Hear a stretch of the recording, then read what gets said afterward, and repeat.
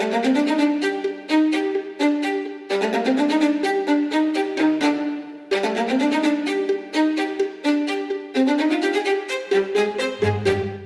ce tout premier hors-série, d'une longue lignée car ils vont maintenant ponctuer les fins de séries principales sur la chaîne, nous allons traiter de la bataille de Lépante. Une bataille extrêmement importante que je n'avais pas traitée lors de mes séries sur l'Empire ottoman. Ce que je pense être une assez lourde erreur. Erreur que je compte bien rattraper aujourd'hui.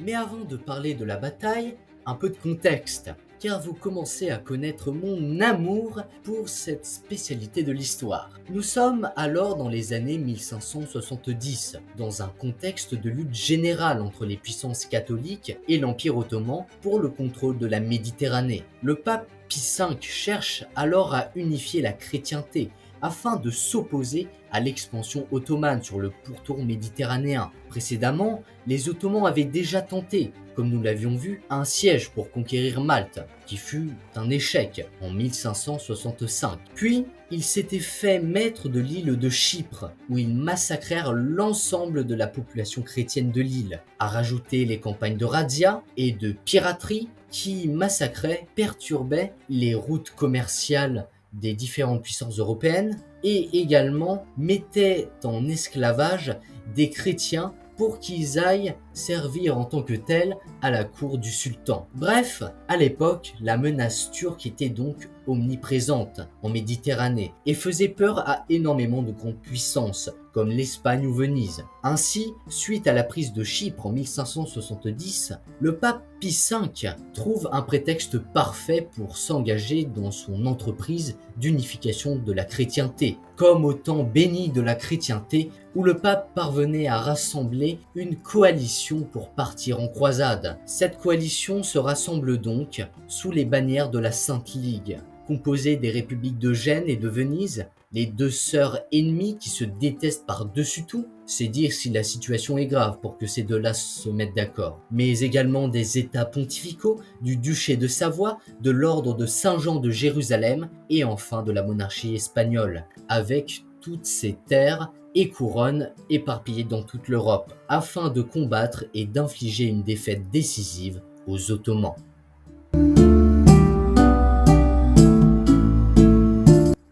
Mais à l'été 1571, ce n'est pas une expédition terrestre qui se prépare, par exemple en Hongrie, mais c'est bel et bien une expédition navale. Les flottes des différents membres de la Sainte Ligue se rassemblent ainsi à Messine, à l'été 1571, où l'on confie le commandement à Don Juan d'Autriche, l'un des bâtards de Charles Quint.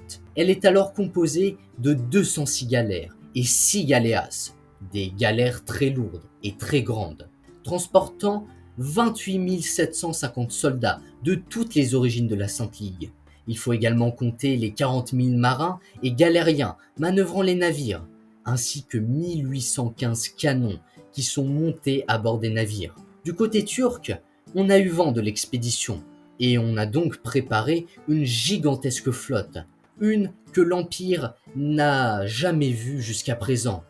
208 galères, 64 fustes, des navires à rames et à voiles plus petits, et 56 galiotes, de toutes petites galères, transportant 27 000 soldats, 50 000 marins et galériens, et 750 canons. Tout cela dirigé par le Kaptan Pacha, le grand amiral de la flotte ottomane, Ali Pacha. Ainsi, la flotte catholique quitte Messine le 16 septembre en se dirigeant vers Corfou, une île sous contrôle vénitien. Là-bas, on détecte la présence de la flotte turque à Naupacte, dans le golfe de Corinthe, plus précisément dans le golfe de Lépante à l'époque. Apprenant la nouvelle, la flotte de la Sainte Ligue se dirige droit vers la flotte turque afin de livrer bataille et d'infliger un coup décisif à cette flotte qui menace la Méditerranée chrétienne. La flotte turque, bloquée, est poussée à l'affrontement et au matin du 7 octobre, le soleil se lève sur le golfe de Naupacte. Une bataille de géants se prépare. Catholiques comme Turcs sont prêts à l'un des plus grands combat naval de toute l'histoire.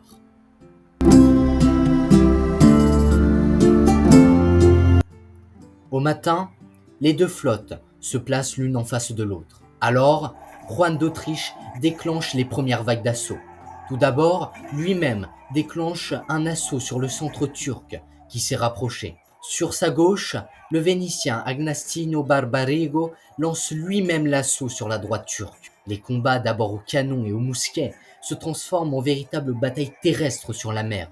On se bat comme des lions de chaque côté, mais les galéas chrétiennes prennent peu à peu l'ascendant sur les galères turques. Il faut faire intervenir au plus vite la réserve du côté ottoman.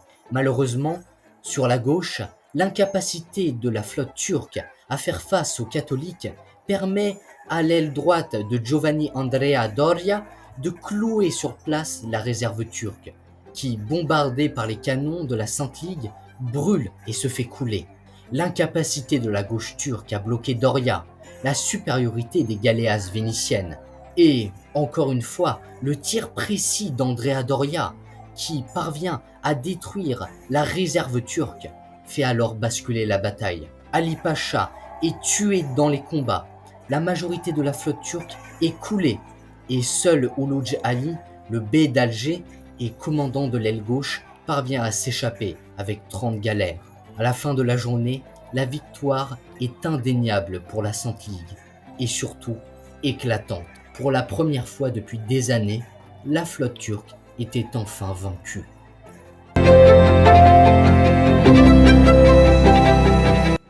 Cependant, est-ce que cette victoire est réellement décisive, comme l'avaient voulu Pie V et les différents monarques de la Sainte Ligue? Le bilan à la fin de la bataille est indéniable. Il est lourd pour les Turcs. Le Kaptan Pacha est mort. 170 galères ont été coulées ou capturées. 30 000 hommes sont tués et 3 000 sont faits prisonniers. Néanmoins, les Ottomans parviennent à surmonter la défaite. Oulouj Pacha est nommé dans la foulée Kaptan Pacha. Et l'année suivante, 250 galères et 8 galéas sortent des chantiers navals ottomans. Du côté chrétien, on a déploré la perte que de 10 galères, que l'on parvient à compenser par la capture de galères turques. Mais sur le plan humain, 8000 hommes ont perdu la vie et 21 000 sont blessés, dont la majorité ne reverront jamais Corfou. Cette victoire ébranla certes la sublime porte, mais elle se releva bien vite. Au final, la flotte turque se recompléta, et pendant ce temps, la Sainte Ligue se disloqua à cause de la mort tout d'abord de Pie V, de l'indécision de Juan d'Autriche, et également de l'agonie des républiques italiennes, dépendant du commerce avec les Turcs. Le traité de paix est finalement signé en 1573, et se fit à l'avantage de la sublime porte face à Venise. Malgré tout, après les désastres de Malte et de Lépante, il en était fini de l'expansion ottomane, et cela entérina pour de bon la division de la Méditerranée entre à l'est la sphère turque et à l'ouest la sphère chrétienne. La bataille eut également un grand retentissement dans les arts et la culture. Miguel de Cervantes, auteur de Don Quichotte, ayant par exemple participé à la bataille et s'étant fait également couper une main durant celle-ci, sans compter le nombre impressionnant de tableaux la représentant à la Renaissance, car symbole d'une des plus grandes victoires remportées alors sur les Turcs, qui étaient à l'époque bien rares.